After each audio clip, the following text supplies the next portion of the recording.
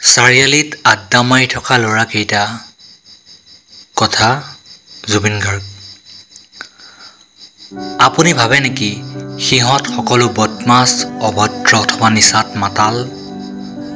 আৰে বুকুখন চাই যাব এবাৰ সিহঁতৰ। সাগৰৰ দৰে বিশাল বুকু মৰমে ঘৰ সাজে সিহঁতৰ বুকুত। আচলতে আপুনি ভবাৰ দৰে নহ'বও পাৰে কথাবোৰ।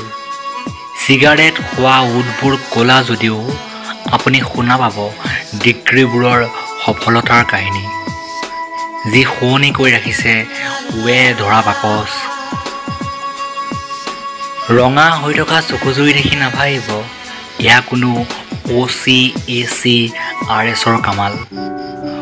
ওচৰৰ পৰা চাব, সিহঁতৰ চকুত দেখা পাব আপুনি জীৱনত একো নোপোৱাৰ জ্বলন্ত দলিল। ঘোচ দি কিনিব নোৱাৰা চাকৰিটোৰ সপোন। সময় পালে আহিব এবাৰ আপুনিও, য'ত ৰৈ থাকে হাজাৰটা সপোন। আপুনিও আহিব এদিন, উঠি ভাঙি যাব সেই নিৰ্বোধ ভ্ৰ ধেমালিত। এই স্বাৰ্থবৰ পৃথিৱীৰ কথা পাহৰি বিনিময় কৰিব পাৰিব হৃদয়ৰ ক্ষোভ। আহিব এদিন আপুনিও চাৰিআলিত আড্ডা মাৰিব। ধন্যবাদ।